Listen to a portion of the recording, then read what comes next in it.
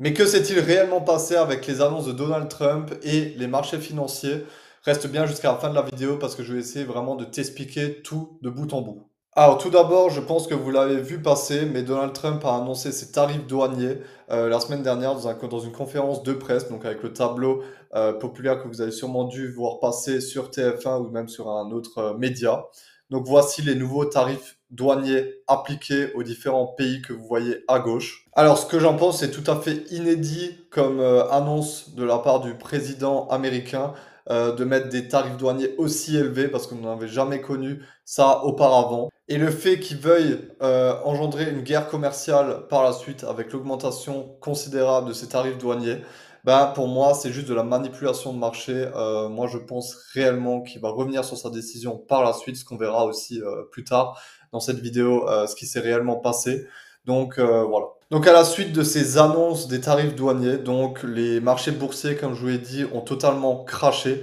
Donc le S&P 500 a corrigé de plus de 21%, ce qui est énorme. Avec cette correction vraiment profonde sur le SP 500, donc le Fear and Greed Index a tapé les 17 sur 100, ce qui est de l'extrême peur, ce qui donc peut refléter le sentiment des investisseurs sur les marchés financiers actuellement. Alors, comme je l'ai dit avant, pour moi, c'était clairement de la manipulation de marché parce que hier, on a eu un tweet de Monsieur Donald Trump qui a dit c'est le moment idéal pour acheter des actions, comme vous voyez sur le Twitter, enfin sur le tweet ici. Et comme par hasard, à la suite de ça, Donald Trump annonce officiellement une pause de 90 jours sur les tarifs douaniers.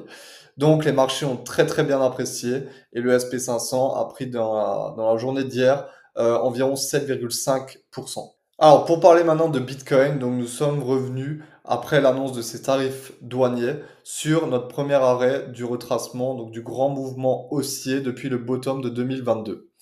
Il faut savoir aussi qu'en tendance long terme, on retravaille à chaque fois le premier arrêt, ce qui est tout à fait logique. Donc par rapport à ici, ici et encore ici, on l'a retravaillé à chaque fois. Donc aucune inquiétude. Pour moi, la tendance haussière long terme est encore confirmée et encore valable. Sur le SP 500, par rapport au grand mouvement haussier également, on n'est pas loin du premier arrêt qui se situe à 4641 unités. Donc voilà, on est proche de le toucher, mais on verra si on va le toucher dans les prochains jours, prochaines semaines ou pas. Alors concernant ma stratégie, elle ne change absolument pas par rapport à ma stratégie d'investissement en crypto-monnaie long terme, bien sûr, elle ne change absolument pas. Pour explication, en fait, pour moi, c'était juste de la manipulation de marché de la part de Monsieur Donald Trump qui a fait crasher les marchés quelque temps pour ensuite, après, annoncer une super nouvelle méga bullish, donc la pause de 90 jours sur les tarifs douaniers, pour ensuite reprendre des plus belles couleurs sur les marchés financiers, donc ce qui lui a permis à lui d'acheter des actions à des bas prix que nous n'avons pas pensé.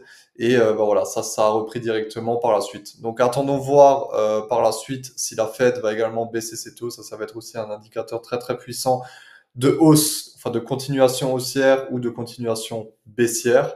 Donc voilà, ça ce sera important de le regarder, mais pour l'instant la stratégie ne bouge absolument pas.